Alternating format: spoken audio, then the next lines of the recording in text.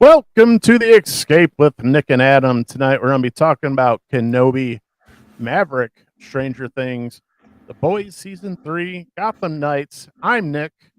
And I'm Adam. Welcome to the show tonight. Thank you for watching.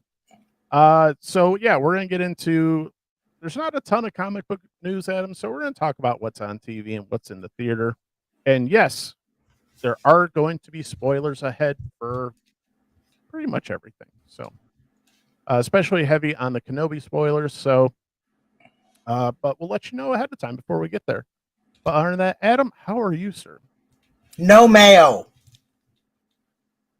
Sorry he had a bad experience at Burger King today. No, I'm just joking around. I'm fine. I don't know why. It just seemed like an appropriate time to say no mayo. I'm good. Doing good. I'm in one piece. Grateful for that. How was your holiday weekend? Awesome. Very good. I didn't do much. Oh, thank God for that. So that's right. Speaking of holiday weekend, Adam, Maverick absolutely cleaned up at the box office. You didn't get a chance to check it out yet. I'm sorry I didn't go see it. I kind of forgot, and but I want to see it. Yeah, it looks great. It looks awesome. It's one we went and saw it Friday night. But it's one of those movies like I have not heard anybody say anything bad about this movie. It's the first time in maybe not ever, not saying it's that good or anything, but maybe it's just because there's been such a lack of good movies to go see. But it's just totally like not one person has had a bad thing to say about this movie, except for the media. But we'll get to that. They're probably just reporting the wrong stuff anyway. Well, it's here's their complaint so far. It's too patriotic. Yeah, okay. If that's the worst you got, that's fine. God forbid we feel good about being Americans. Well, I'd say it's been very very trendy to say how bad we are, and it was actually it was a great culmination. It was a great choice. You know, even though this movie's been supposed to be released for going on 2 years, but released on a Memorial Day, everybody's feeling a little extra patriotic. Everybody feels good on Memorial Day, and it's just nice to see. Spoilers. There's no junk in this movie. There's no messaging. There's no the stuff that I can't stand. The stuff that I will point out in a hot second. There's none of it. You don't have to worry about it. You can, you can do, Adam. You can go to the movie and relax and enjoy the story. Not get preached to, not get talked down to. Just sit and enjoy a movie that's entertaining as hell. And whether you're a fan of the first one, if you say the first one's cheesy or not, whatever, it's still one of the best 80s movies ever. There's only one cheesy scene in that movie, real cheesy. That's not even cheese. That's just gay, but it's fine. Right, it's fine. Right. And everybody knows that we're talking about the volleyball scene. But it's bizarre. It's just it is completely like, who does that? Right. Like who like I know people play volleyball, but who's just like, you know what? We're at the beach. I'm gonna keep my jeans on, and then I'm gonna go play volleyball. You know how bad sand everywhere. Like Tom Cruise probably I'm gonna guess he was not a happy man after those scenes were shot. What was Top Gun? 86? Something like that. Okay, so let's just say because it was 36 years later. So yeah, like that scene would have been a totally different scene. You could have shot it the same way. Just a different song would have delivered a message, a little better of a message. Like, I don't know. I mean, 86 Master of Puppets was out. You get put darkness imprisoning me. Oh, that's Injustice for All. My bad. That's but and then you see a bunch of dudes playing fucking volleyball. All right. Right. But also fight break out. But it's classic 80s because it's got a ton of Kenny Loggins. And the older I get, the more I appreciate the Kenny Loggins music. I don't know why, but golly, I just love it. I do. No. I remember one time I was doing it a job in someone's house, and someone gave me a card. You know, it was like a Jesus card. To be like, here's a picture. You know, Jesus. And I was like, that's not Jesus. That's Kenny Loggins. Because it looks like he had like a mullet and stuff like that's Kenny Loggins. That's not Jesus. Oh my But God. anyway, I absolutely love Kenny Loggins' music, and the music. Quick, it's not really a spoiler, but from the very first moment of the movie, it gives me chills because it like because you know how the Top Gun theme, it's got the dong at the beginning. From Mhm. that gong, I was hooked. I was hooked from that because I just went like, yeah, like this gave me chills. I'm Yeah. like, oh yeah, Yeah. and not And to they mention, delivered afterwards. Sounds and like they they delivered. delivered. But you know what Tom Cruise did at the beginning of this movie, Adam? Before the movie even started, there's about a minute or so thing where he said, "Thank you, fans, for coming back to the theater, and thank you for watching our movie." Yeah. And it was just it's one of the most genuine things where it's just like instead of people putting out stuff and saying here just consume and if you don't like it you're X Y or Z. Tom Cruise came out and said, hey, you know what, it's been a crappy couple of years, man. Thank you for coming and watching this movie. Whether you're a fan of the first one or not, he's like, just thank you. I was just like, that was just so refreshing as a moviegoer of because so many movies where I've never seen, and that's one of the reasons I started. We started this channel was because people going after fans and saying, telling them, well, if you don't like this, you're wrong. Where I'm used to the fans dictating back to the creators with either, they're either vocally or with their wallet saying, hey, that thing wasn't very good, or hey, that thing was really good, and I enjoyed spending my money. The money I spent was well worth it, and the money I spent to go see Top Gun with my wife was well worth it. It was a damn fun movie. It was nostalgia, bait, and cheesy, but in the best possible way. Uh, and one of the nice things, Adam, bare minimum CGI. Now, I'm not a huge person who's anti CGI. I can get past it. It doesn't take me out of a movie.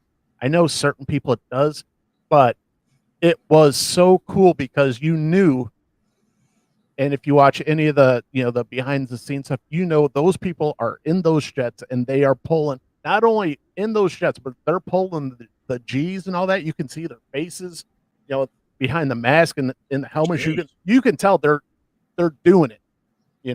I think I saw a figure. It was the Navy charged them $11,000 an hour for the to use the planes and all that. So they're using they're using the F-18s, and you can tell they're doing it. And one recommendation: if you go see it on the biggest possible theater screen you can go see it. If you have an IMAX near you, go see it on IMAX. You will not be disappointed. It probably $11,000 an hour. It So probably. I just saw that. I was just like, or it might be Yeah, off, but but I saw a story. So let's say that it is that, but they probably didn't even pay, $500,000 in the end for all the time they used it. Would you think? maybe. Well, let's just say they did. But Let's just say they spent $500,000. This movie's going to clear that, and it made, I think, just with the holiday weekend, 134 million. Let me 134 million. I'm like, let me okay, eleven double check. thousand But dollars an hour. dude, if it freaking cleaned up. So give me 1 second. Let me see what's. But I mean, yeah, yeah, it's killing it right now. So office. So yeah, so for the weekend gross, 126 million. That's just wow. domestic, and it's what they did. They didn't even say because you know how essentially it's 80s. The original Top Gun, original uh, the enemy was never really named, but we always assumed it was some communist state, either Russia or China, or probably just Russia. But Yeah, uh, they don't even get into that. They just call it the enemy. No worries, easy peasy. That's easy awesome. peasy. No. no politics, no nothing. And people were like, oh, not Russia or not Iran. I was like, I don't care. I don't need to know who the enemy is because the story's so compelling and the actors' portrayals are so compelling. I don't need an enemy. I don't care. I don't care if they bomb China or Canada. Whatever. Easy. Don't bomb China. But yeah, I meant to say Canada, but China's so Hey, man, I like Canada. Canada's fine, but they have a big open area that no one worries about. All right. Well, I just wanted to be clear. I like Canada and I fear China. Canada's our neighbor. I can see Canada. It's right over there. That's true. It's true. You can. It's true. So, yeah, but, I mean, there's good reasons to fear China. They make all my stuff. They make all our stuff. That's the problem. Yeah, there was this dad or something that he said like Santa Claus is white, and everybody got mad at him, right? Because really, I mean, to tell you the truth, Santa Claus could be anything you want. He's not fucking real, and in your house. But my Santa Claus was named Joe, and he was my dad. So. Yeah, but think about it, man. He's probably Asian. It says China on the bottom of every toy he makes. That's where the elves live. They're all dude, I heard that joke earlier this week. I was like, that's so dumb. I love it. There we go. Sorry, I was slow on the. I'll give you another one. There we go. I do. So, but Maverick, it's fun from literally. Like I said, I was hooked from the first gong of the intro song to the end. It pays tribute to the original, and it does one of the classiest things I've ever seen. Where if you don't know Val Kilmer, who's in the original, he's Iceman. Yeah. He's had a lot of medical issues over the years, so he's really rough, medically, so he can't really do a ton. But they worked him into the script in a very, very easy way. So he's kind of communicating with them through messages, you just kind of see through text messages, and he's actually the quick spoilers. He's like the whole commander of the Top Gun program, and so instead of just kind of showing pictures of him, they actually work him into the script very carefully. They work around his disabilities, and they have a really, really touching scene towards the later part of the movie. And it's one of the classier, just tip the cap where it's just like, yeah, we know he can't quite do it anymore, but we worked with him and we made him a part of this project anyway, and they did it, like I said, just such a classy, touching way, and it's a really highlight of the movie. It doesn't get much better than that. You know what I said, it's nostalgia, but it's done in such a tasteful way. It's not all cheesy and they throw all these effects at it. Everything, as much as they can practically, they did, and they involved as many people as they did. And another quick spoiler: one of the main characters is Goose's kid. Yeah. Miles Teller, right? Yeah, Miles Teller. He's Rooster, and they play up that whole relationship and. How they actually has a very adversarial relationship with Maverick, and they do it in kind of a very simple, but yeah, it's a simple movie. Do they ever end up getting along? Do they resolve it? Of course, okay. But you'll have to go watch the movie to find out why and where and how and the whole thing. So, and they do they do resolve it, and they actually have a very, once again, a nice touching moment where. They don't end up best buds, but I want to say it, but I don't want to say it. But but go check it out. It's great. Hopefully, after Adam goes sees it, then we'll discuss more. You can spill the beans. Okay. Twist my arm, why don't you? But so at the end, like I said, they had a very adversarial touch and go because. Throughout his career, Maverick actually held him back. Like in the academy, he actually had his papers pulled, so he actually held him back delaying his advancement in the military by years. And they did it very simply, where he didn't understand why, and it's it's very it's very well written, and in a way where you don't have to let the characters know everything that happened. And so the main reason why, and everybody's like, well, why did Maverick do that? He's jerk. You thought he was going to steal your thunder? He's like, no.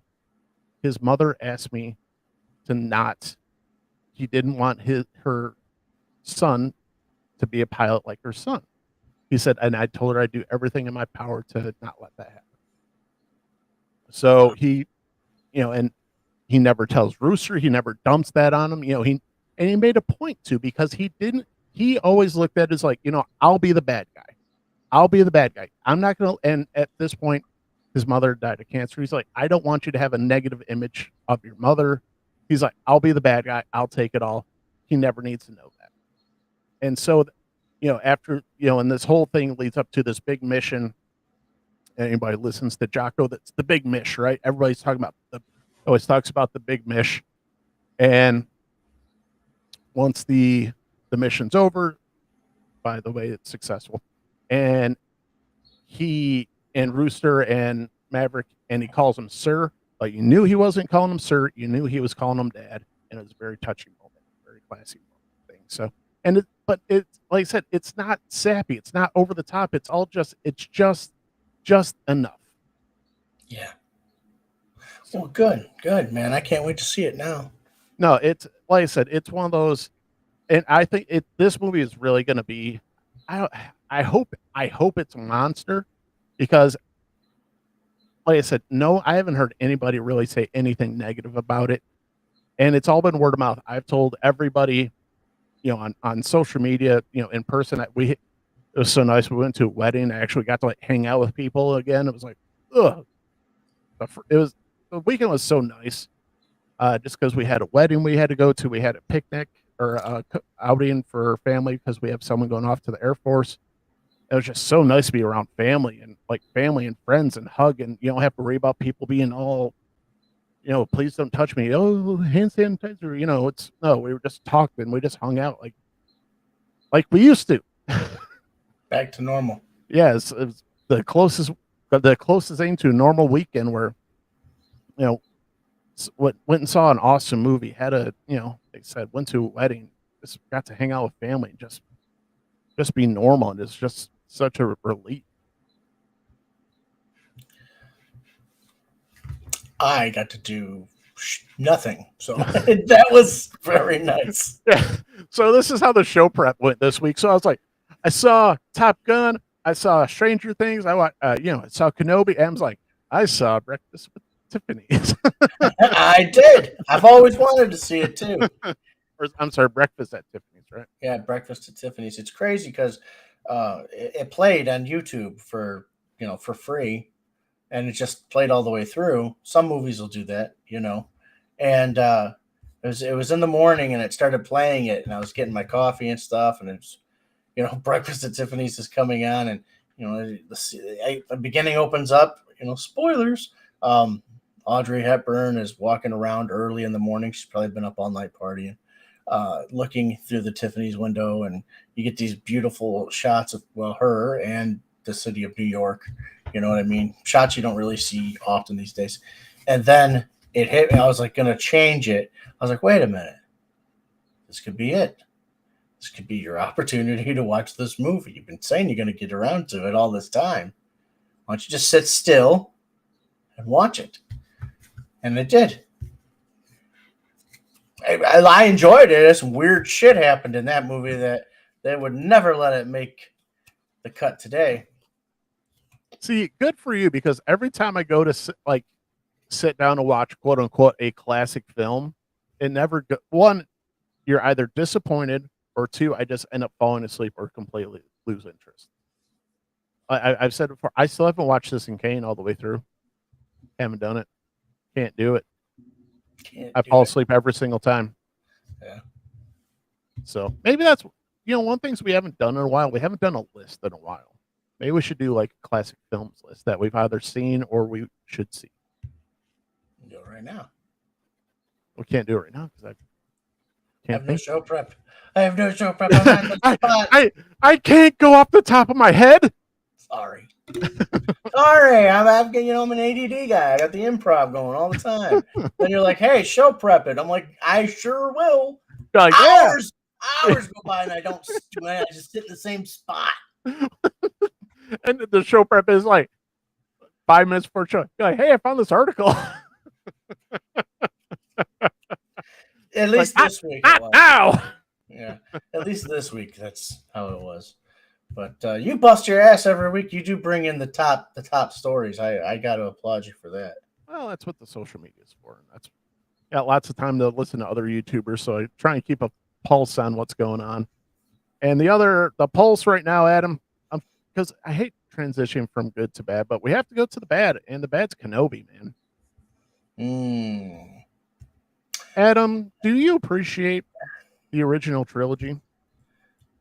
Yeah, and in a lot of ways, I'm a purist. It's hard for me. I mean, Mandalorian is kind of like, well, see, I'll take that, but I'll take that, keep that. Everything else around it. But here's the beautiful take thing. It or leave it. Here's the beautiful thing about Mandalorian. I don't care what the Mandalorian does because he's not canon. So he can do whatever he wants. He can play what he's got all these brand new characters. I don't care what you do with them. Have fun. It's cool. But now when you have a show like Kenobi. My point there though was Sorry. You said, do I care about the original trilogy? In a lot of ways, to me, that's the only Star Wars. I enjoy a lot of other Star Wars. I enjoy a lot of it. Yeah. With the exception, there's a lot out there. The exception is, for me, there's the original trilogy. It ends, and then we go into Mandalorian, and I keep all that. Those four things are my keep, and the Christmas special. Everything else can take it or leave it. But the Christmas special's canon because B. Arthur's in that shit. In my head. Okay, is B. Arthur in it or is she not in it? She's in it. Yeah. Okay, yeah, because I remember I was like, it's you know what? You know who she plays? Quick story. One Thanksgiving, we were out and Dr. E. Dr. E comes up and says, hey, I want you to see something. You haven't seen the Christian special yet. I was like, no. He's like, and I thought he was going to be like, oh, I want to show you like this part. And so like my brother, we're like, yeah, okay. He made us sit and just watch the entire thing. We're like, are we getting to something or to something? And we just watch it like on a laptop, like kind of standing, like all kind of. Are we getting somewhere? And it's just like, no, this is it. We're watching the Christmas special, and I'm like, okay. And you realize that like after like 20 minutes, you're like, oh, we're just watching the Christmas special. This is you don't want to show. The thing you wanted to show us was the Christmas special. Okay. How long is it? I've never gotten through it. I have a copy of it. Moment, please. Because I don't even remember. So it's not. Is it Christmas? It's not even called the Christmas special, is it? It's their holiday. No, it's the damn it. What is it called? Life Day. Life Day. Is it Life Day? Yeah. Are we sure it was Life Day? Nope. Masters of the Universe had one too. And I think I'm getting it confused. So the Earth was Christmas.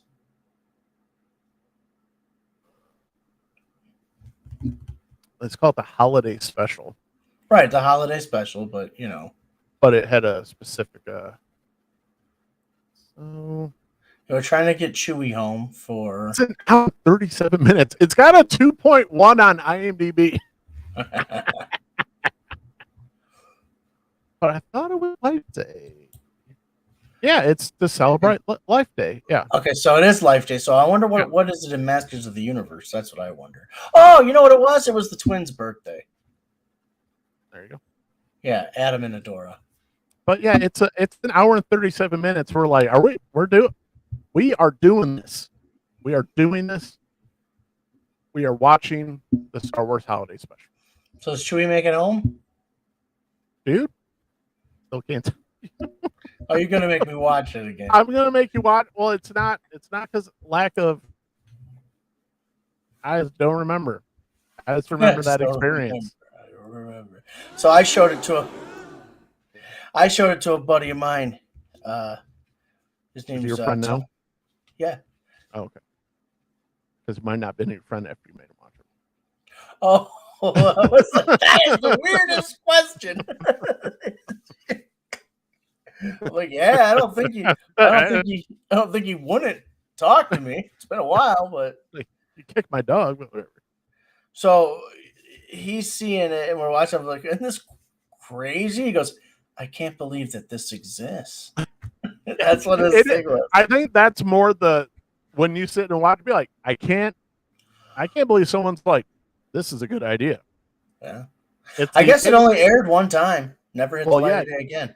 It's the epitome of striking while the iron's hot. And what do we have? Oh, we'll throw together a holiday special. Yeah. Holiday special. So, but yeah. So getting into Kenobi, Adam. I did not watch it. So all right, yeah. So I'm not even gonna play. Spoilers are coming.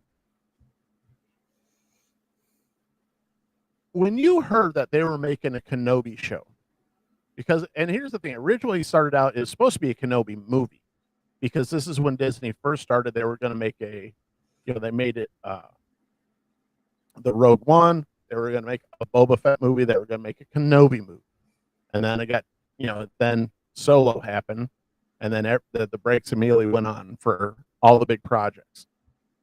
When I knew they were going to make the Kenobi show, Adam, I thought this was going to be Disney's best foot forward.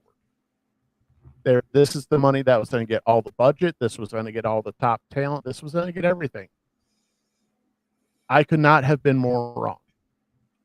It looks cheap. The sets look cheap. The costuming looks like average cosplay, not even like great cosplay, because there's a bunch of really hardworking cosplayers out there that do better work than what Disney's doing right now. And the best thing about the show right now is Ewan McGregor. Well, at least he's good. But that's just because he's, we talked about before about having a show with, like, there's a difference between like being TV star screen presence versus a film star presence. Sure. And so when Ewan McGregor, whatever you think of him, still one of the best actors of his generation. He just is. He's one of the most talented people. If he's on a movie, he's one of the most talented people on that movie. They did not help him with the casting. They did not help him with the writing. And they keep, the big thing. And the other thing, there's nothing like coming out just before your big Kenobi, the big thing that the fans have been waiting for. And then you come out and call the company, Disney, parent company, comes out and says, hey, here's the other star of this movie, or the show. And just to let you know, there's some racist fans out there. So if there's a backlash, we're just preparing you for it. It's like, let's just call the whole fan base racist. Hey, all the people that, that we really want to go out and watch the show. Yeah, you racists out there. It's like, what the hell is the matter with you people? Who's running their social media or their promotions department says, hey, you know what we should do before the show comes out? Let's call them all racist so that when we have a black female lead, it's not like we're like stirring up a hornet's nest and we're just pouring gasoline all over the place. And then in case there's any spark, we're like, who would have known that we'd set off this fire of, what have you? I'm just like, a lot of ins, a lot of outs, a lot of what have yous. That was a deep cut for you folks at home. So you hated it that much, huh? I didn't see. Here's the thing. and I said that I've been saying this for lead up since they announced the show, since they started doing promotion for it. This was the last straw.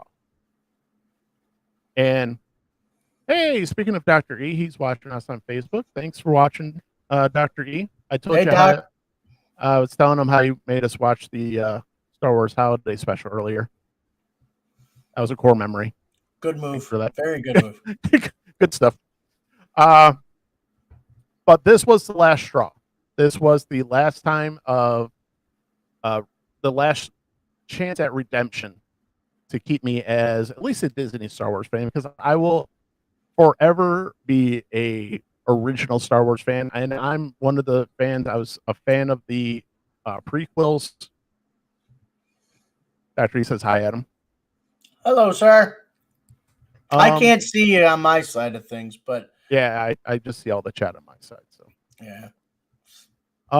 So this was the last chance, because and I did a quick review when I watched episode 3, because and I wanted to put it in perspective, because Adam, I really like the Marvel Cinematic Universe. I really like Star Trek. Really like Star Trek. I really like the DC movies, the Batman movies. So that when I say I love Star Wars, Star Wars is my number one with a bullet. That's how far they push fans like me. Where, like I said, I was willing to overlook, all the nonsense, all the bad things of the prequels. Actually, episode 3 is so far the best, and that's not saying a lot, but I'm getting there. So what was I saying? So when I say that I love, will there be another Star Trek with Chris Pine? I don't know. That's a good question, because they announced that there was going to be another Star Trek movie, and then all the cast went, say what? So not Yeah, I sure. heard something like last month or beginning of Yeah, last they month. announced it, and all the stars are like, good to know. Okay. Yeah. So not sure. But yeah, I hate when I do that. Weren't they supposed to train that out as a broadcast school? But Oh, train that out of us? yeah, I mean, until you get into the real world and you realize people talk like normal people. yeah, and then I realized that you don't have to say W's in a certain way. Yeah. W. Anyway, Or they that's a broadcast school joke. or they make you read something that phonetically says "Emmer ducks" instead of "them are ducks," and it gets stuck in your head for the next 21 years. Yeah, once in a while, man. Doesn't matter what I'm doing. I'll just go Emmer ducks. Yeah. Oh, a damn town prophet Whereas class. I say W. W. WNL. W. Is that W? Was it WNLD or Yeah. WLND? Yes, WNLD. WNLD was WNL. still there, man, because I went back. Remember? I went Oh back yeah, again. I got two diplomas from there. got 2 tours of service there.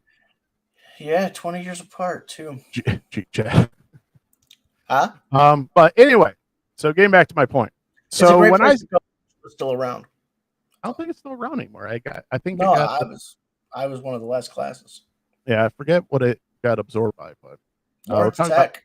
yeah, Lawrence Tech. So in case you guys are wondering what we're talking about Specs Howard School of Broadcasting here in We're Michigan. alumni. We are alumni. Adam went back and got, was it a kind of like refresher course on it anyway? I More was like gonna go.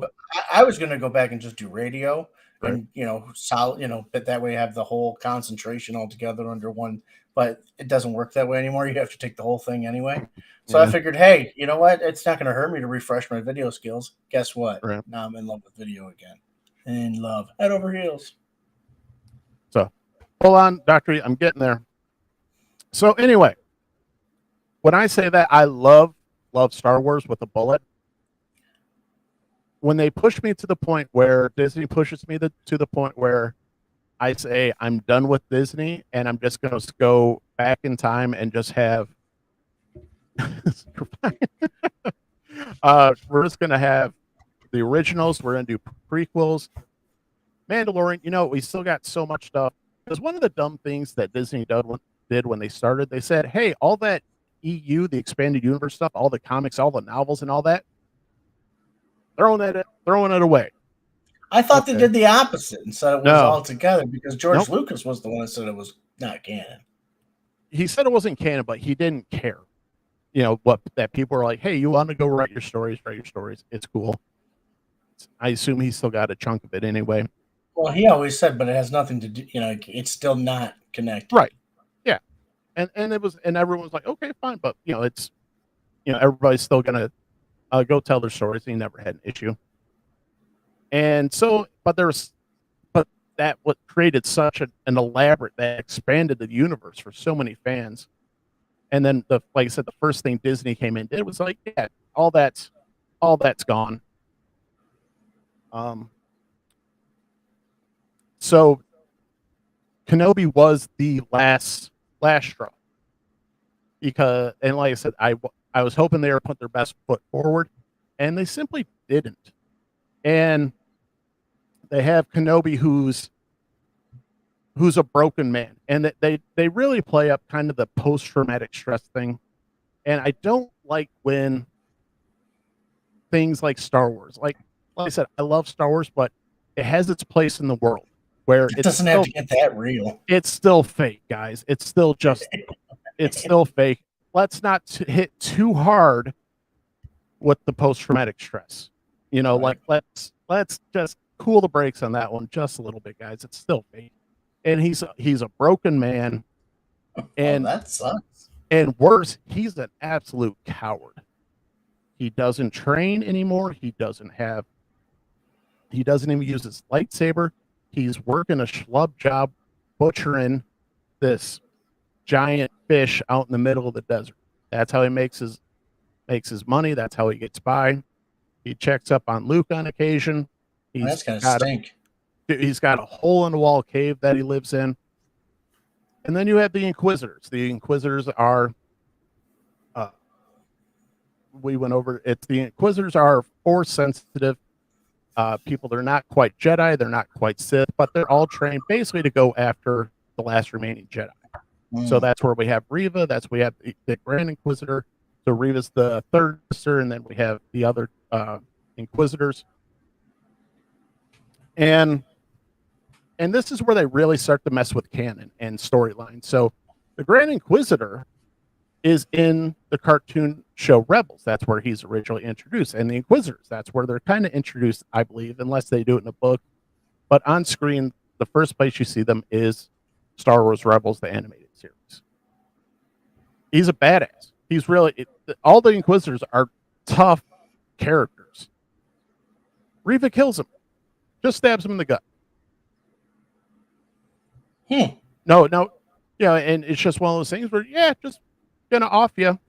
And everybody's like, well, that's the first thing at canon because he's supposed to be in your show, isn't he? Like later.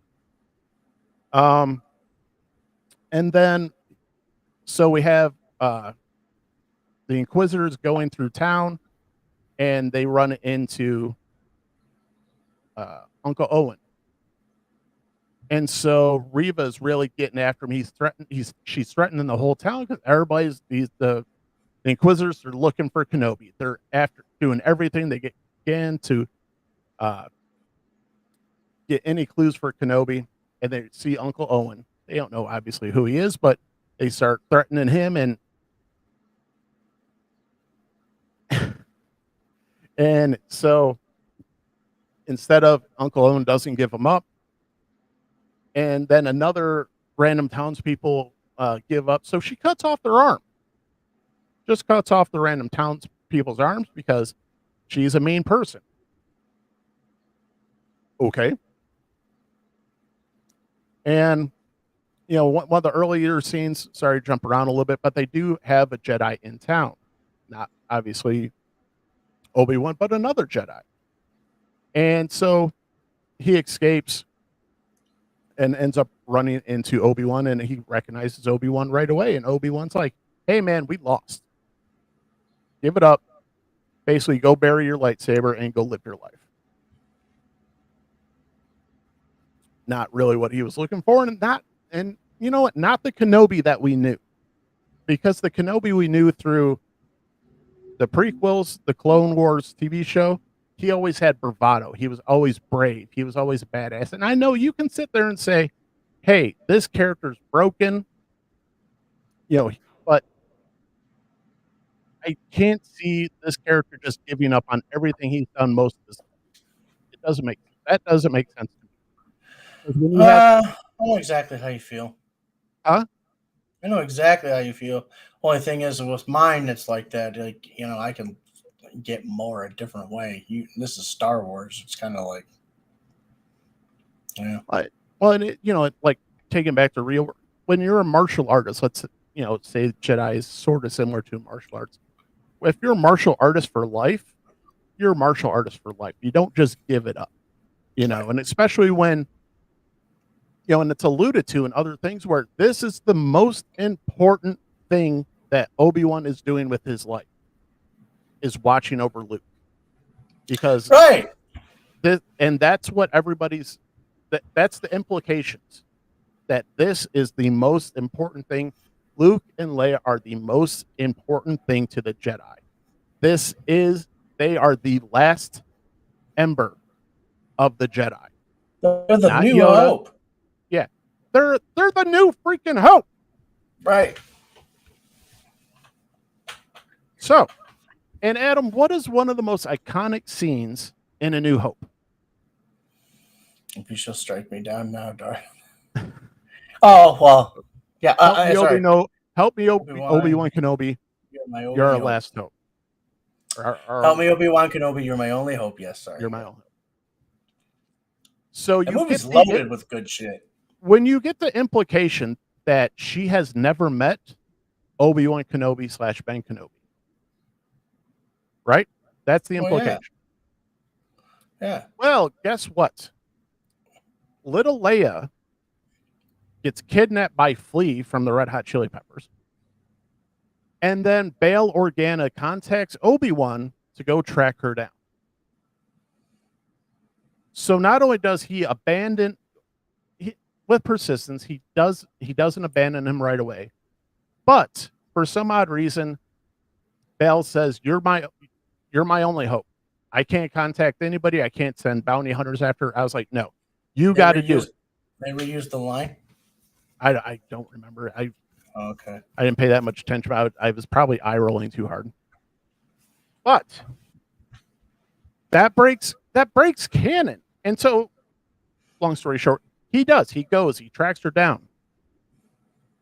And they have this adventure where he's trying to get her back to Alderaan. I'm just like, dude, that breaks so much canon right there. This story has next. Why didn't Jimmy Smits go save her? Apparently, he can't do anything. Yeah, fucking Jimmy Smits. But you're rich Alderaanians. I don't know what the correct term is. But Alderanian? I don't know. Hey, thanks for sticking around, Dr. E. Hey, Doc, it's good. I'm glad you're there, man. Thank you. Yeah, thanks so much for watching. Spread the good word, sir. But long story short, Jerry, I don't care for the show that much just because they break too much canon. They don't respect the story enough. They don't respect the canon enough. And they just don't respect Obi-Wan. It's supposed to be Obi-Wan's show. This is supposed to be Obi-Wan Kenobi. This is supposed to be a glimpse into the time frame from when between Sith and New Hope. Between when he originally delivers the kids to everywhere, and then he sits there and says, "This is my post. This is what I'm gonna do with the rest of my life."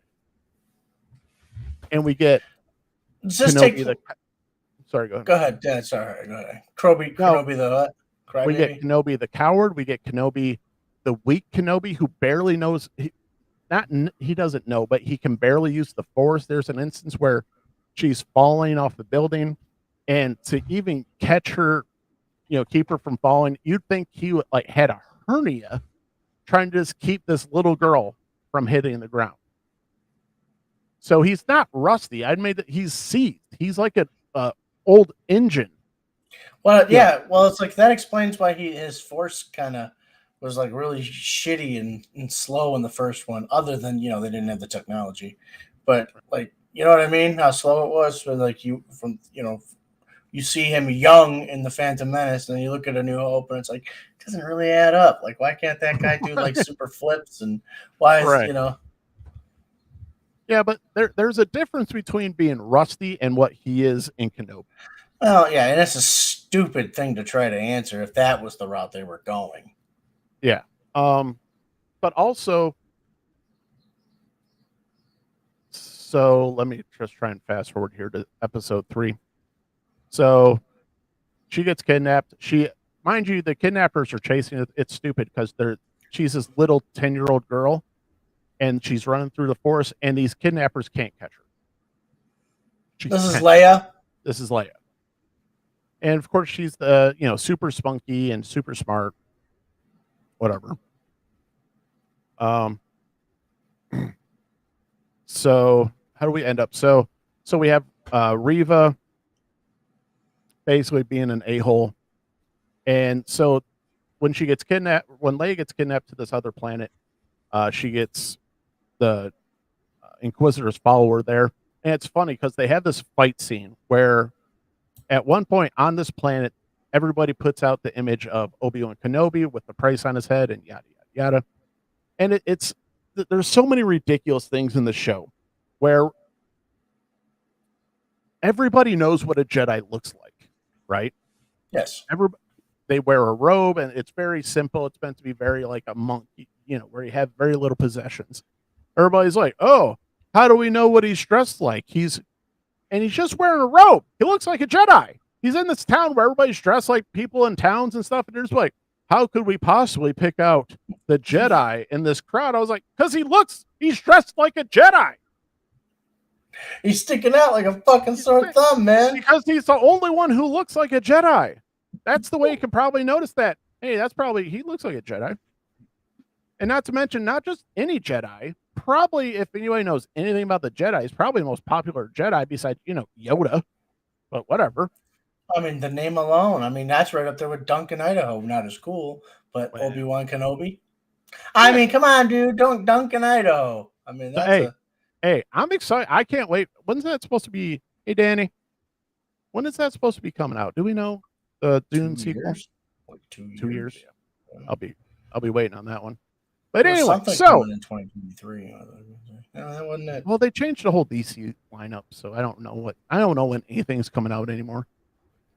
But anyway, so in the town where everybody's looking for a Jedi, how could they possibly find the Jedi who's dressed like a Jedi? Right. And so now at this point, not only do they have the Inquisitors after, they have the town or all the bounty hunters after, and they have this rooftop scene where they're jumping across rooftops, and so they're getting shot at, and they have Riva do this parkour thing. And I was like, that's cool. That's, she's got abilities. I have no problem with that. So she's parkouring all over the place. They're jumping, they're getting shot at. And then that's when they have the scene where Leia falls, and he's got to, do the thing to just keep her from falling. And they moved on, and they're trying to do some other things that, they're trying to get off planet now. Like 5 minutes later, they still have Riva parkouring through the scene, through the rooftops. And I'm like, does no one know how like editing and pacing works in a show? So that's how and then it ends with it ends up with a scene of Vader waking, kind of opening because he knows that Kenobi, Oh God! He got his morning wood over him because he felt his presence. Oh yeah! It was super. Like, boing. That lightsaber's at full staff, boy. I see your Schwartz is as big as mine. Right. So episode 3 starts. We get to see and here's another thing. They don't even know how the freaking helmet is supposed to go on Darth Vader correctly. Like it was a gag in the show, or you mean like the actual people making the show fucked it up? Because they got Vader in the back of the tank. You see, he's got all these things hooked up, and they show all the things unhooking. And then, the last thing is the helmet going on. Well, the helmet's supposed to go on. So you got the chin piece thing, and then the face part goes on, and then the capper is the helmet. Yeah. No, they had the whole thing go on as one. I'm like, you don't even know how this works. You don't even know how the helmet works. So anyway, obviously did not watch The Empire Strikes Back. Didn't watch Empire Strikes Back or Revenge of the Sith at the very end. All you had to do was watch the very end and see how the damn helmet goes. Anyway, moving on. This so awful. Now we've got Vader in play, and they're on another planet. I forget exactly because I don't care the name of the planets. Don't ask me. But they're on. Kenobi mentions, oh, this used to be a lush planet until the Empire got here and ruined everything. Right. Danny's the part I was mad about. LOL. Right. Well, so they're on this planet, and then they actually have what really should have been how the show kind of went. So they end up on this truck being driven by this mole guy, and he looks over on the hill and he sees Anakin as Vader, just like a flashback. And I was like, that's the stuff that should have been in the show, and you could just see he's tortured. I have no problem with Obi-Wan being tortured. I just don't like that they made him a coward and they just made him just useless. He's essentially useless in the show. He's dragged around by Leia half the show. And there's a scene. So they're in the truck and they're portraying themselves as someone else because everybody's looking for them. And so the truck picks up some stormtroopers because it's a Imperial power planet. So there's stormtrooper garrison around. And so they're sitting in the back of this truck. They're riding with the stormtroopers, and Leia's talking to the stormtroopers for some reason. And so, Kenobi kind of goes, well, Leia, and all the stormtroopers like, what? I was like, Kenobi's not a moron. He's not stupid. They're portraying him as he's a coward. He's stupid. He's impotent in the Force. He's just everything he was not in the movies, in the TV show. So why do the soldiers want to come after her? Because they're looking for him. Because why are they looking for her? Why are they looking? She ran away. They're not. No, because she was kidnapped. Oh, good. And now, okay. But they kidnapped by, I assume, yeah. So, Reva the Inquisitors hired someone to kidnap them. So, because they're essentially because this all revolves because they're trying to draw out Kenobi. They don't even know who Leia is, Well, no, right. That's why. Oh, okay. I apologize. That's another stupid thing. So Reva set up the kidnapping because she went into the archives and realized there was a connection between Bail Organa and Obi-Wan. So that she pulled on that thread. How she figured that one out, I don't know. But that's the premise behind that one. And so also, I apologize, Reva, one of the first scenes they had Reva as they showed a little black girl in the Jedi Temple as Order 66 was going on. That's implied that she was being trained as a Jedi. Danny says, I was told he has to be the wuss and can't practice the Force because they would sense Obi-Wan. That makes sense, but I can't imagine where he just wouldn't give up on the Force totally.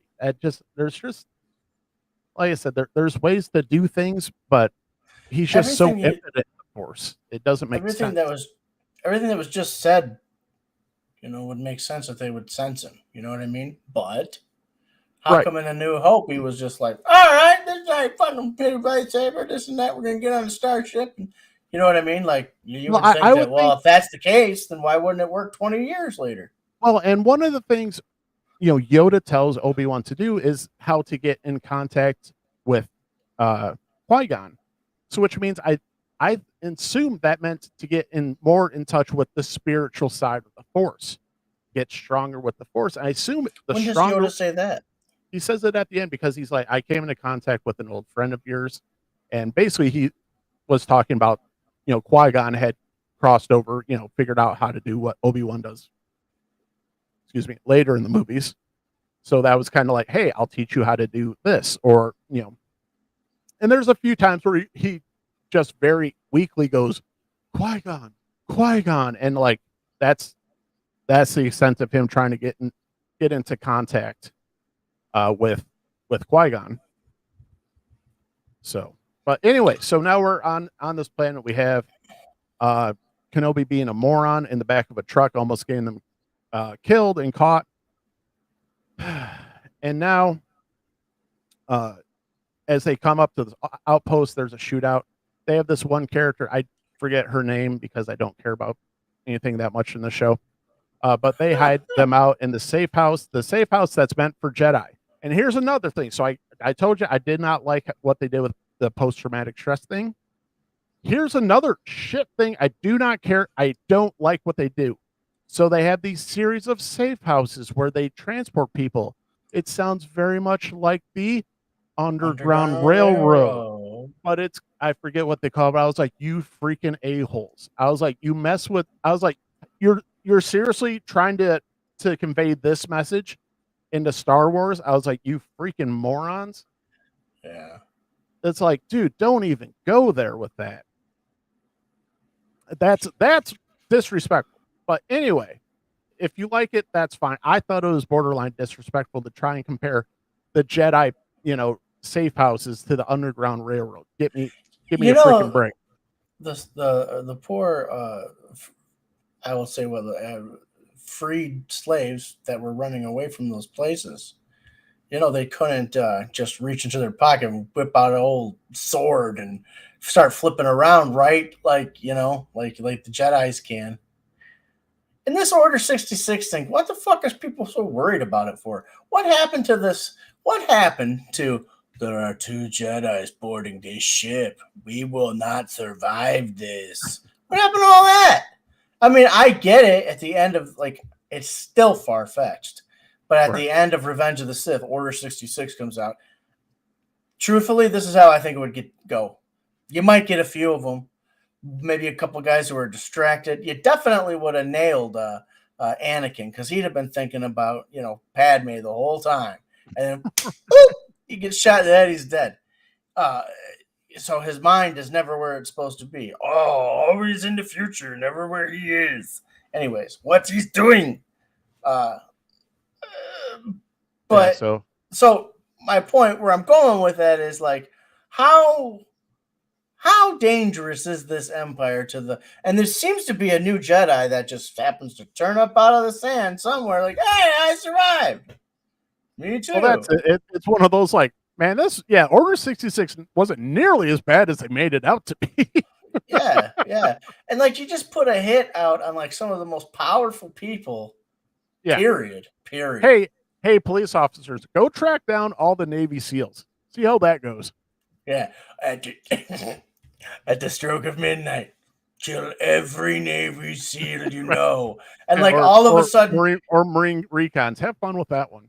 Yeah, and they start opening fire, and a couple of them get hit, a couple get pinned down, but then they look at each other, what the fuck? And they regroup and they kill these motherfuckers.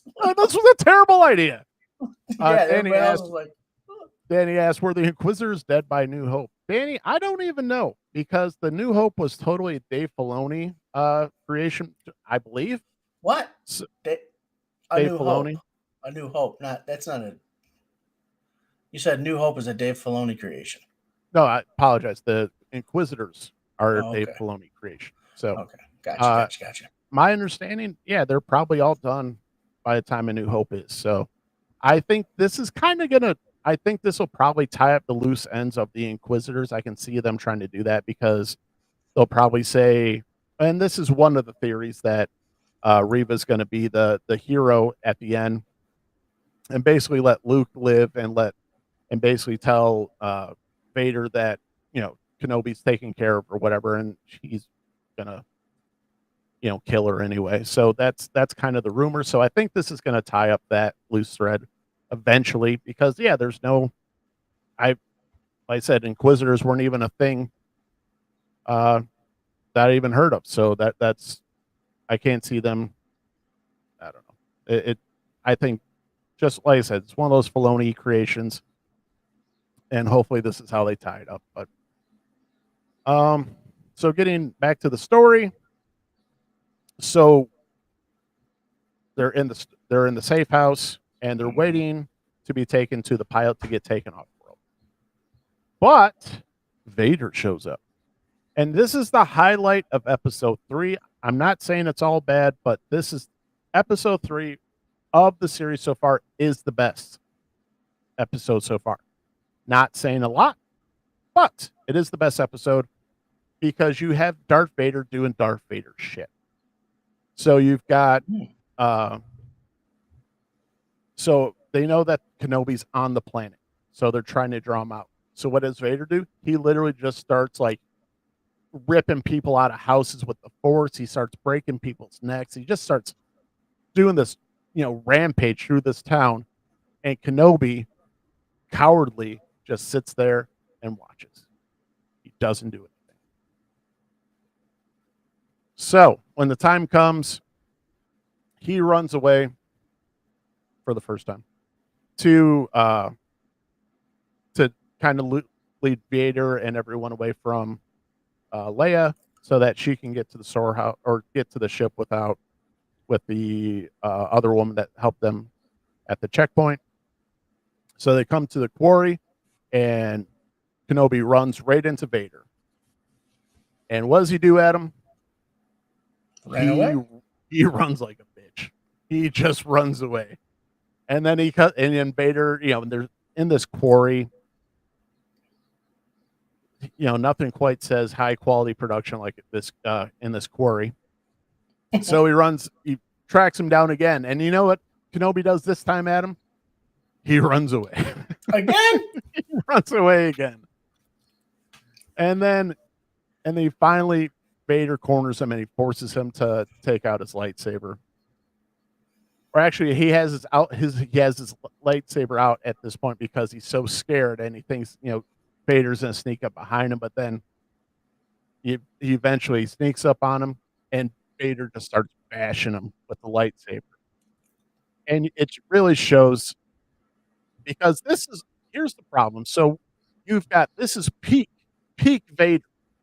This is Vader in his most badass, like his most hateful. He hates this guy. He hates everything. He hates the Emperor. So this is peak Vader. I don't want to say peak Anakin because we can have the argument like who's stronger at what point, peak Anakin or peak Vader. Not an argument I want to have right now, but this is peak Vader. And he, with one arm, is just beating the tar out of Kenobi. And like with his fist? No, with the lightsaber. Sorry, he's just hacking away at him with one arm, and Kenobi's doing everything in his power, basically not to die. It just back away, and then he runs away again. So was he beating him with the lightsaber without the lightsaber drawn? No, he had the lightsaber out, and he wasn't trying to kill Kenobi. He was just pounding on him, and Kenobi's defending with the lightsaber. Okay. But Kenobi's using two hands and every ounce of his strength, and Vader with one arm is just bashing him with the lightsaber. And you can say with each passing, swipe of that saber, he's just beating him down farther and farther. Okay. So I took it as he was pistol whipping him with it. It's the lightsaber equivalent of pistol whipping him without killing him, because that you could tell at this point he's no match for Vader. He's no match for anyone. Frankly, right. He barely took out some stormtroopers on his own, and you haven't even seen him use the Force anywhere else. He barely uses a Jedi in a Jedi show. Barely uses the Force. So he runs away again, and Vader finally corners him, and then so it's this kind of open spot, and Vader Force chokes him, has him up in the air, and spreads this stone out. And then while he's got him up in the air, he sets the stones on fire, and he throws Kenobi in the fire. And he's literally just holding him there and like kind of rubbing his face in the fire, which you would think would do devastating damage, but it really doesn't. he ends up with his arm gets burned pretty bad, but that's about it. Because that's how fire works. Okay, so much for when I left you, I was but the learner. Now I am the master. Yep. And then how does he get away, Adam? He runs? No, he has to be carried away by a droid. Okay, okay. Defeated. And here's the rumor Why? is Wait. Why did he lose? Why did he get okay. away? What happened to Sorry. Vader? All right. So I Vader can't believe puts I just asked this question. I need more info on this terrible show. Right. So, eventually the fire goes out, and at this point, some stormtroopers had run up, and instead of like Vader holding him with the Force, because he just had him up in the air with the Force, he tells the stormtroopers to go grab him. When they go to grab him, woman, I can't remember her name, starts shooting at the stormtroopers, creating enough of a diversion and also setting the stones back on fire. So now there's a fire barrier, and now the droid comes up, picks him, and takes him away. It makes zero sense because Vader very easily could have stopped the fire, picked him up, and taken him wherever he wanted. So, once again, more nonsense. It doesn't make sense about the show. So, Wow. by the end of episode 3, we have a coward, impotent Kenobi with annoying ass little girl who's by the way, now when we end the episode, we have Kenobi cornered by Reva somehow in this tunnel that she had already killed the pilot that was supposed to take him off world. That's where it kind of leaves us there. But so we have Vader, the Inquisitors, Kenobi, Leia, and it's all just kind of a crap sandwich at this point. So, Wow. and somehow, some way, they're supposed to have 2 more fights between Vader and Kenobi. How? Why? Why is that needed? I don't know. But there's only one thing I hope comes from the rest of the show is that Hayden Christensen gets some type of redemption for the crap that he took. That's the only thing Why do you hope he gets a redemption? I think he got a raw deal. Uh, I think he caught way more crap for the prequels than he deserved. Just one of those things where I don't think it's one of those things where the prequels are getting better in certain people's eyes because of what Disney's dishing up. So they're people are being less critical because remember when the prequels came out, people were ultra critical of the prequels, and Well, I understand why, and I get it, but because my eyes, my vision, I was tunnel visioned on basically what happens at the end of episode 3. I was like, I don't care what happens, I just want to get there. Once we get there, I don't care. I can barely remember them. I remember Phantom Menace Right. more than I liked Phantom Menace. To tell you the truth, I wasn't a fan of uh, the Gungan. Jar Jar. Yeah, Jar Jar. But I remember that number 2 was boring, and I guess I liked the third one. Yeah. Yeah, Danny says, I'm mad they reneged on the Obi-Wan Darth Maul fight. Danny, I was watching a video. I don't remember. I'll try and find it. And I'll send it over to you because there's Sam Witwer. Sam Witwer's he does the voice for Darth Maul in the show, and Okay. he really tells the story because there's a really awesome final duel between Obi-Wan Kenobi and Darth Maul. And I apologize, I can't remember if it's in Rebels or if it's in one of the final seasons of Clone Wars. But he tells the importance of the battle, and he tells it so beautifully and with such passion as to why you know just to why this this duel just what basically what Kenobi is doing is so important. And I wonder if I can find that. If I can find it on Twitter. Because it's just beautiful, frankly.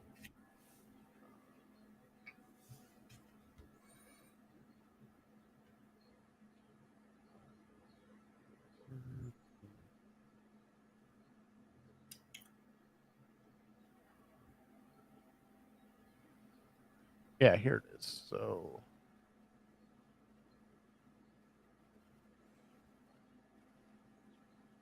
I hope this doesn't. If well, I'm not. I don't care if we get demonetized or not. But Get what? I say if it doesn't really matter if we get demonetized or not. We're making money on this. In case we make money, in case for some odd reason people make, people want to watch us enough for this one, but this is the here's the video. thing. So Maul sparks his lightsaber. Can you hear that? That immediately makes Obi-Wan react. So what does Obi-Wan do? Hard feelings. Ewan McGregor, young Obi-Wan, the same guy who would fight in a war, the same guy that would commit acts of violence, the same guy that would go along with all this, the warrior. So then you hear the Force theme, and Obi-Wan realizes, I'm not this guy anymore, I'm this guy. And he becomes Alec Guinness. And then in a final move, he goes, and in my final move, not only will I honor my master, Qui-Gon Jinn, and he goes to the Qui-Gon Jinn move, but that's the same trick that he plays back on Maul. Because in the same way that Maul spins his lightsaber, and Obi-Wan goes, I'm Ewan McGregor. No, I'm Ben Kenobi. I'm Qui-Gon Jinn. And the moment he thinks, I'm Qui-Gon Jinn, Darth Maul goes, oh, I know how to beat you. Tries the same move that he did they used to kill Qui-Gon, and that's what kills Maul. Maul, who walked into this fight thinking this is a desert rat, this is a hopeless man hiding in the desert because he's a coward, he's a failed Jedi, he's got nothing left. Oh, he's protecting someone? That's cute. Someone like Satine, who I killed. Oh, this is really cute. This is so fun. Now, really, he's projecting his own miserable life on this guy. Maul has been hiding. Maul has been a coward. And the moment they fight, and Obi-Wan is not the man who will fight anyone. He does not fight. But he will end the conflict if he has to and put his sword away. And the moment that he hits Maul so quickly, Maul realizes, oh my goodness, I've misread this. This is not a failed Jedi. This is not a hopeless man in the desert. This is a Jedi Master who is on active duty. And if he is this good, this must be the most important guard post in the entire galaxy. And that's when he realizes this is about the Chosen One, isn't it? He collapses into his arms, having fallen for the Qui-Gon Jinn thing. And Obi-Wan cradles him the same way he cradled Qui-Gon Jinn, the same way he cradled Satine, the same way he cradled all of Maul's victims. And they have the same conversation that Qui-Gon Jinn had. Is he the Chosen One? He is. He will avenge us.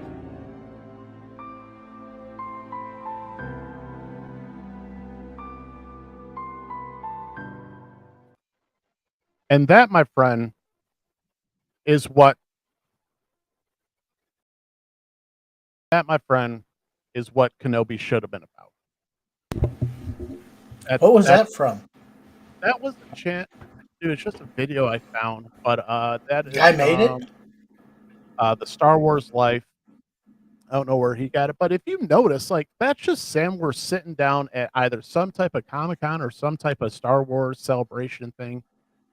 Hold on. So it says right here. So Sam Witwer, the voice of Darth Maul from Star Wars Rebels, breaks down and explains the Obi-Wan versus Darth Maul final duel in detail, talking about the wise and well-learned Jedi Master Ben Kenobi bested Maul so easily. Much respect to Sam Witwer, who clearly knows what he's talking about. So credit to YouTube user Immortal Soldier for the Sam Witwer video, and Reddit user Classic for the ideas, CLA221C for Reddit there. But when I saw that, I'm like, that, right, Danny? I say that is what Obi-Wan should have been portrayed as, not the coward that he is. Now, they've got a lot of redemption going on, but one, I just love the passion that Sam Witwer has in talking about, like, talk about someone who knows his freaking Star Wars. I'd really like to know what he thinks of the Kenobi that's being put out right now, but I'm just like, obviously, we are talking about apples and oranges. They're not even comparable to the Kenobis that. So I saw that and I'm like, that is the Kenobi that we should be seeing. That's the Kenobi, the story that should be told, and we are not getting that. That was crazy. And the more you explained, the more I agreed with it. Like, oh, he's that fast. Oh, he's just that fast. Made me think of the bar. It made me just go, oh, he nails it. He's 100% right. He's just like, yes, Yes, yes, yes, 1,000 times yes. Yeah. Yes, you get it. The people who are actually making the show, doing the thing, Don't get they it. don't get Kenobi, they don't get Star Wars. Over the years, you've had people, you had, forgive me, I can't remember her name. George Lucas's first wife.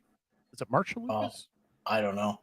But when even she comes out, because she doesn't get nearly enough credit for the original series or the original trilogy, she's one of the main reasons Star Wars is Star Wars, and she comes out and says, "You don't get it."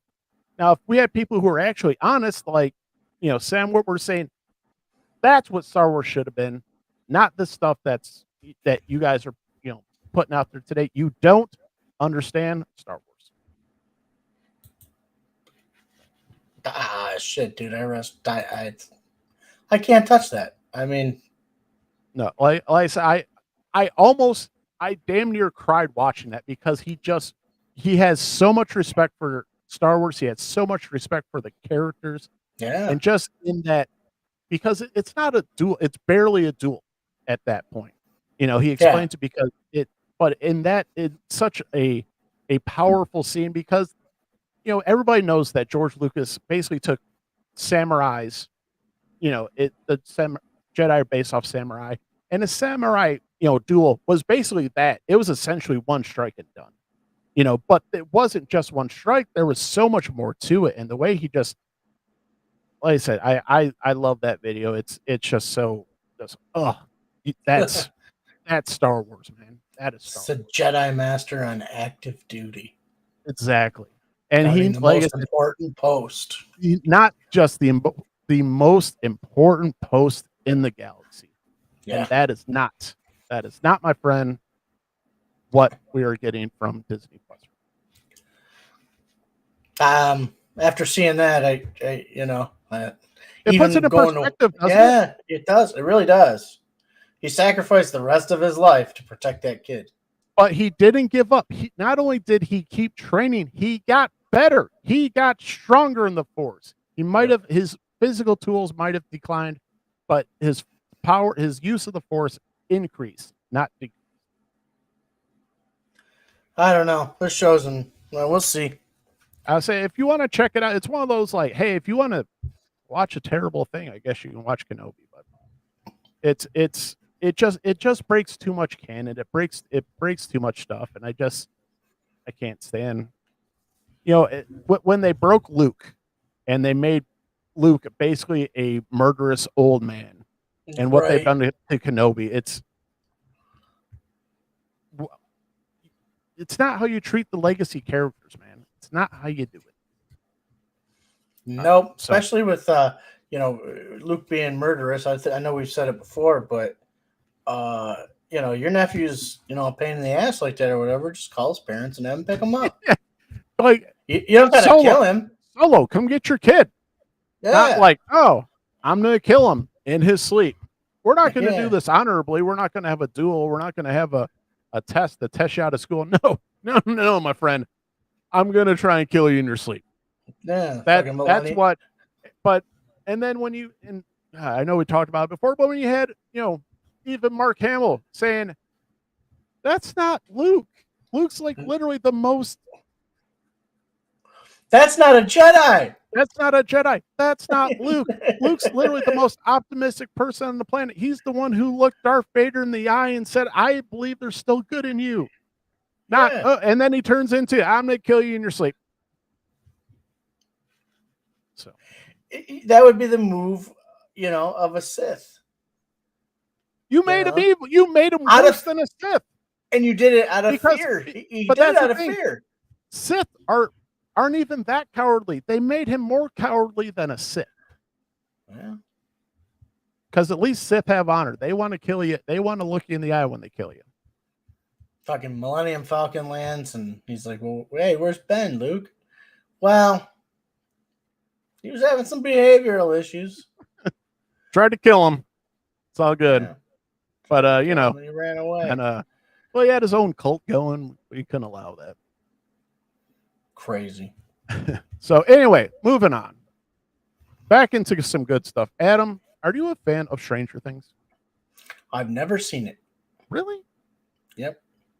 it is definitely worth checking out. So, season 1, fantastic. Seasons 2 and 3, not as good. Season 4, right back up the same quality as season 1. A lot into the horror 80s nostalgia.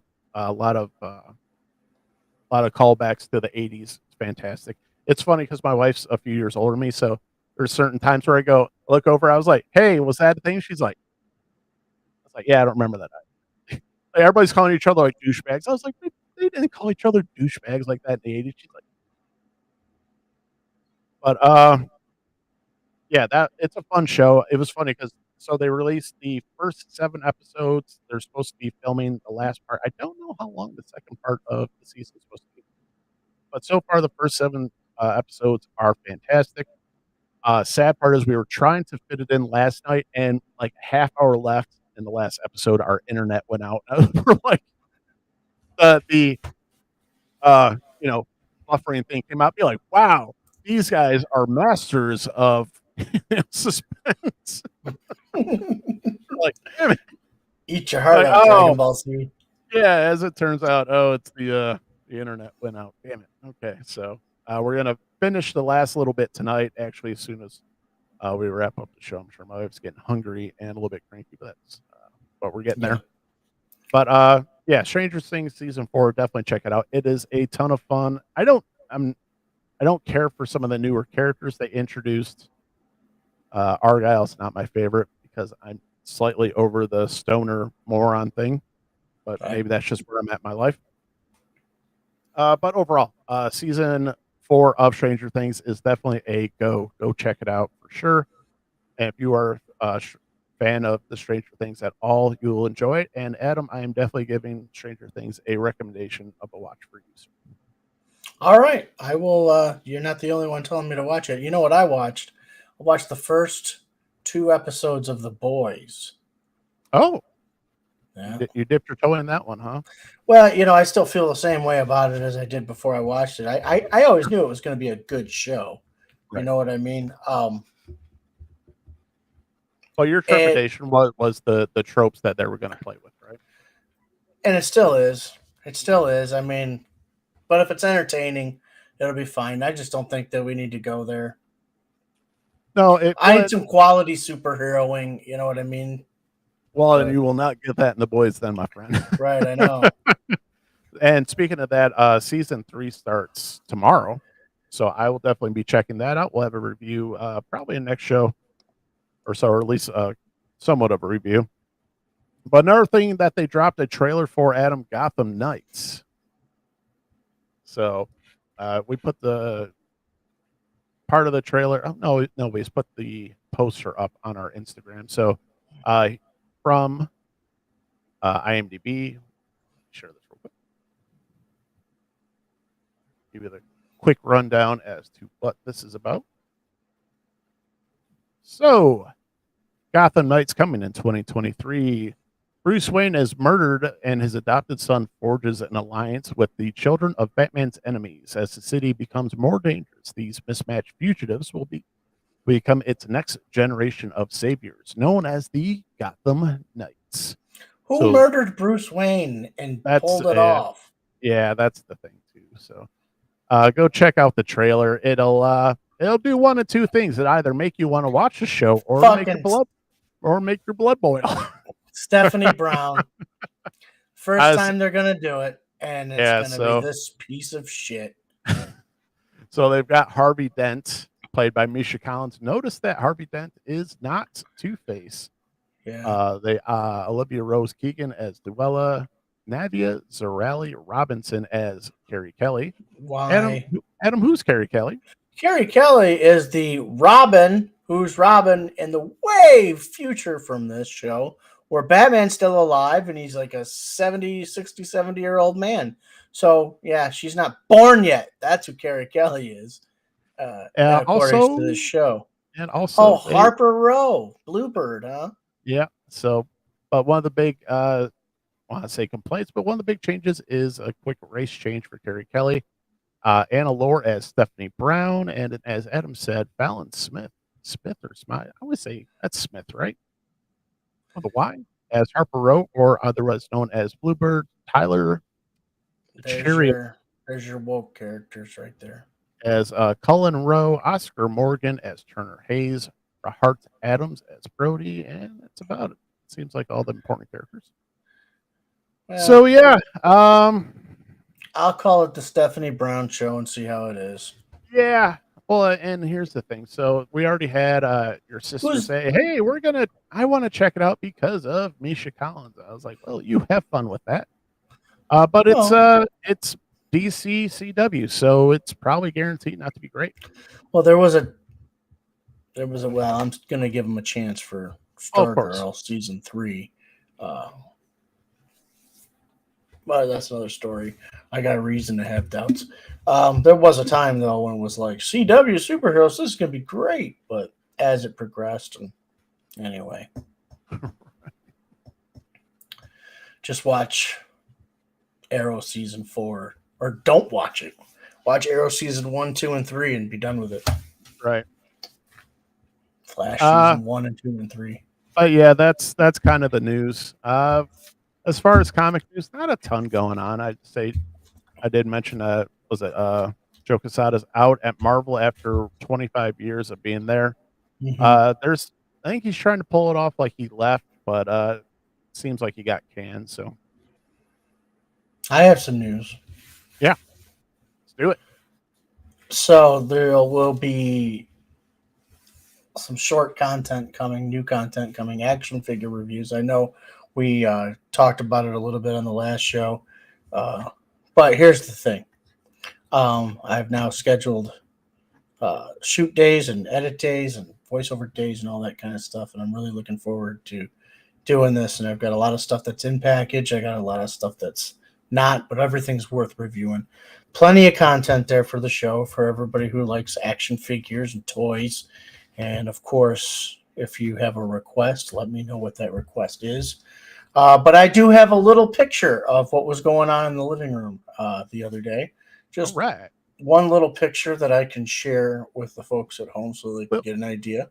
I like to call this behind the scenes content. Yeah, just to get your beak wet. Exclusive. YouTube's exclusive. Entire screen there. And you'll be able to say, hello. Oh. Are you ready? Yeah, well, not yet. Hold on. All right. I closed it. Oh. Just give me a second. We are professionals. Yeah, exactly. We know exactly what we're doing here. All the time. Okay, I'm ready to share. Let's roll. Are we sharing? We All are right, sharing. so this is a shot of what this new He-Man action figure. He's Viking He-Man. This is the different head sculpt I was telling you about. He's got a new sword. So this is what it looked like through the camera lens. There's the little setup over there. What's the little backdrop, and that's all you get. That's There what's we go. coming. Little tease for the people. Some more content coming your way. As you can see, we are also on Facebook, Instagram, obviously on YouTube, and we also have we got some episodes up on Spotify. I'm behind on that, but I'm not getting them up as soon as I can. But yeah, go check us out if you want to message us or just contact us in any way. You can contact us there. We are at The Escape with Nick and Adam for Facebook and Instagram. So, like I said, if you want us to review a figure, if you don't want to go buy it, but you want us to check it out and review it for you, we'll do that for you. And we'll do 2 items. We'll review some comics for you. That's one of the things we've been putting up lately. Or I put up a few. I know Adam, you said you're going to review some comics coming up as well. But yeah, I've got my a lot of attention going towards these toys right now. So Nick might be your go-to comic guy, but I will find something I want to read. I really will. Yeah. So right now we've got reviews up for Banner of War, which is the latest run between Thor and Hulk. That's actually a lot of fun. So I'm editing the second part of the issue for that. So that's Hulk. No, it's Thor number 25, and then also I just bought online Hulk number 7. which is the third part because they bounce back and forth between. But Banner of War is a very cool line. So go check that one out. And for DC wise, I am also reviewing Flashpoint Beyond. So I have a review for issues 0 and 1. Yep, if you want to go check it out, it's on YouTube and on Instagram. And I don't know if I put it up on Facebook or not, but anyway, you can go check it out there. So that's, like I said, we're trying to bring more content for you, more content that you guys want, besides just looking at our beautiful faces for however long we decide to talk. So thank you for doing that, by the way. Yeah, appreciate all the love and support with that. So, Adam, let's do a quick what we're reading. So, you got anything that you want to share as far as your reading? I have been reading a lot of instructions, so I've been putting some things together. But other than that, I'm sorry, guys. I have nothing to report this week.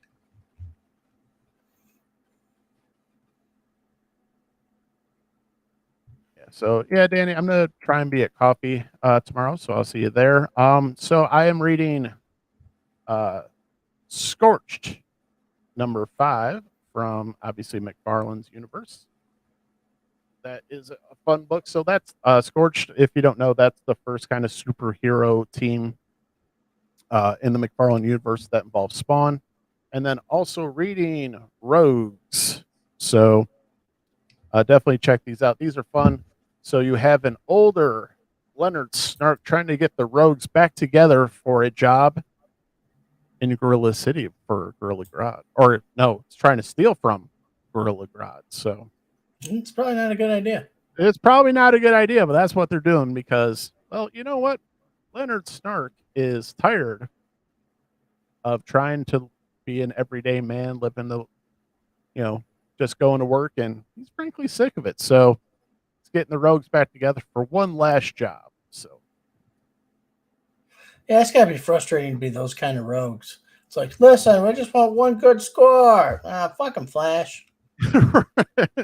Well, that's a funny thing. One of the fun things about the book is they're in a like a superhero bar, or not superhero, a villain's bar. So they have like a bar scene where they're all the different rogues out there, telling the stories and all that. So that's one of the things I think DC does better than Marvel, where they sometimes I think DC gets gets the, like, they're taking themselves a little too seriously, and then you got issues like that where it's like, no, you know what, they don't.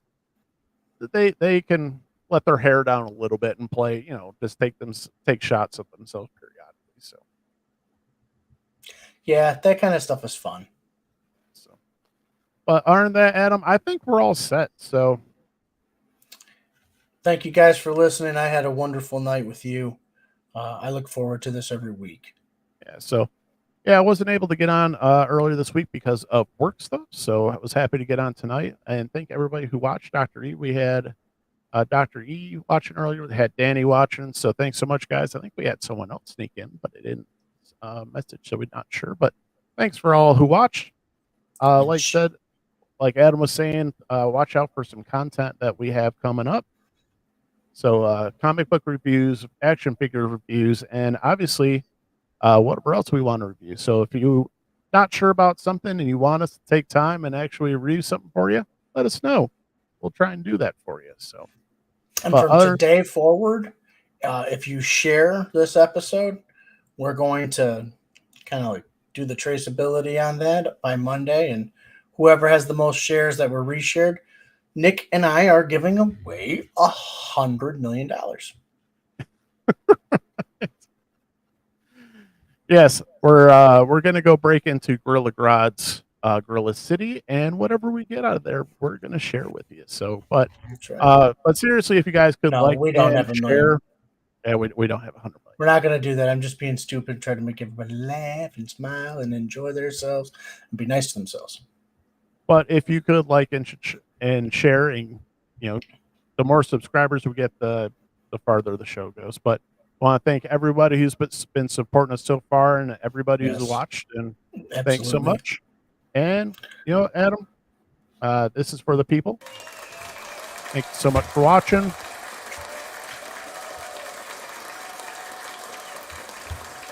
And good night, America.